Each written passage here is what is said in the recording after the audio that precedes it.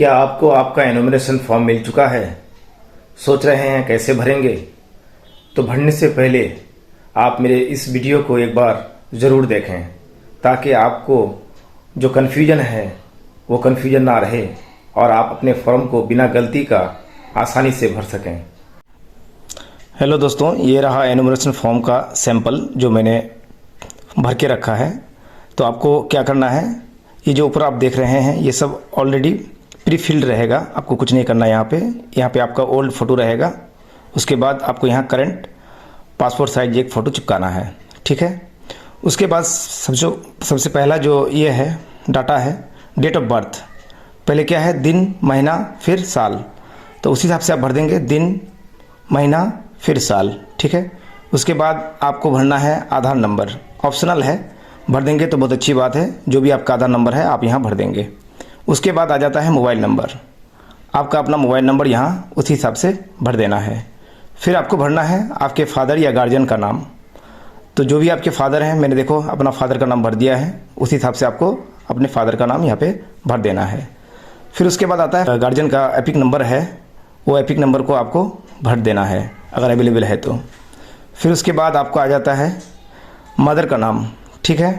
आपको अपना मदर का नाम लिखना है इसी तरह से, जो भी आपका मदर का नाम है। उसके बाद आपकी मदर का जो एपिक नंबर है तो उसको भी लिख देना है, नहीं है तो कोई बात नहीं, ठीक है। नहीं है तो क्या लिखना है, नील लिखना है, NIL, नील। और अगर है तो फिर वो लिख देना है, खाली नहीं छोड़ना है, ठीक है। उसके बाद स्पाउस नेम, अगर आप शादीशुदा हैं तो आपको अपनी वाइफ का नाम लिख देना है। अगर वाइफ भर रही है ये फॉर्म, अगर वाइफ का है तो उसका हस्बैंड का नाम हो जाएगा यहाँ पे। तो इस तरह से फिर आपको भरना है। फिर स्पाउस का अगर एपिक नंबर है 2025 में तो आपको उसका एपिक नंबर का डिटेल्स इस तरह से भर देना है। मैंने एग्जाम्पल के तौर पर लिख दिया है। आइए दोस्तों, अब देखते हैं फॉर्म का सबसे अहम हिस्सा जो बहुत ही ज़्यादा इंपॉर्टेंट है। कन्फ्यूजन यही हो जाता है लोगों को।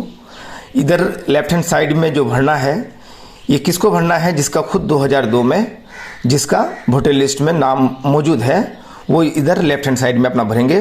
फिर इधर नहीं भरना होगा, इधर क्या होगा, इधर ऐसे करके क्रॉस हो जाएगा, ठीक है।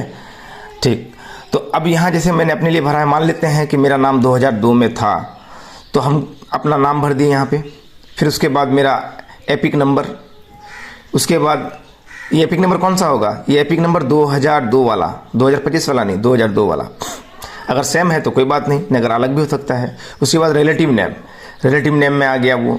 फिर यहाँ रिलेशन क्या हो जाएगा, क्योंकि मैं खुद अपना ही भर रहा हूँ, मैं इलेक्टर हूँ, मेरा फादर है तो रिलेशन क्या हो गया, फादर हो गया। उसके बाद डिस्ट्रिक्ट उत्तर दिनाजपुर वेस्ट बंगाल, ऐसे। उसके बाद EC नंबर, फिर वही आपका EC नेम, उसके बाद पार्ट EC नंबर, उसके बाद पार्ट नंबर, उसके बाद सीरियल नंबर 2002 का। ये सब डिटेल्स 2002 का ही भरना है। अब मान लेते हैं कि मेरा नाम 2002 में नहीं है तो हमको क्या करना है, अपने पेरेंट्स में से किसी का भी नाम भरना है, या फिर अपने ग्रैंडफादर का भी भर सकते हैं या ग्रैंड मदर का भी भर सकते हैं। तो यहाँ पे हमने भरा है अपने फादर का। अब देखिए एग्जाम्पल के तौर पर मैंने लिखा है अपने फादर का नाम, उसका 2002 का एपिक नंबर अगर अवेलेबल है।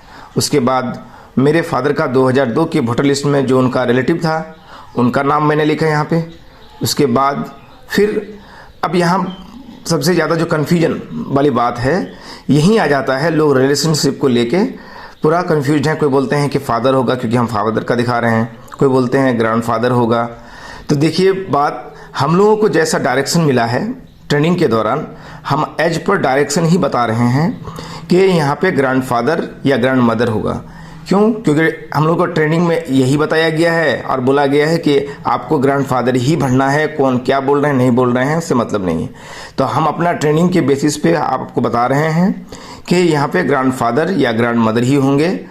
और उसके बाद फिर यहाँ पे वो जैसे होता है डिस्ट्रिक्ट, उसके बाद स्टेट, उसी EC नंबर वगैरह, ये जो वो सही बैठा देना है आपको। अब यहाँ पे अब होता है कि मान लेते हैं कि आप यहाँ पे अपना मदर का नाम से भरते हैं, तो अब यहाँ पे एक चीज़ का चेंजेस हो सकता है कि आप अपना मदर का 2002 में वोटर लिस्ट में जो रिलेटिव है उसका नाम क्या है, उनके हस्बैंड का है, उनके हस्बैंड का होगा तो वो कौन हो गया, वो आपका फादर हो जाएगा। तो ऐसे कंडीशन में यहाँ पे रिलेशनशिप फादर होगा। नहीं तो अगर आपका फादर है तो यहाँ पे रिलेटिव नेम में फादर का फादर आ गया तो यहाँ पे ग्रैंडफादर, या अगर आप दादी का नाम देते हैं कि यहाँ पे आपके बाप की फादर के रिलेटिव में अगर आपका दादी का नाम रहता है तो यहाँ फिर ग्रैंड मदर हो जाएगा। तो यहाँ पे कंफ्यूज नहीं करना है।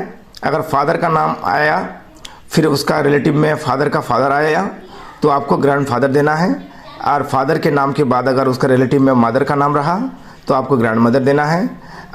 अगर आपकी अम्मी का नाम है, उनके रिलेटिव में अगर आपका फादर है नाम में, उनके हस्बैंड यानी आपका फादर, तो फिर आपको फादर ही लिखना है। अगर उनके रिलेटिव में उनके फादर हैं तो फिर ग्रैंडफादर हो जाएगा। तो यही रहा फॉर्म भरने का सबसे बेस्ट तरीका।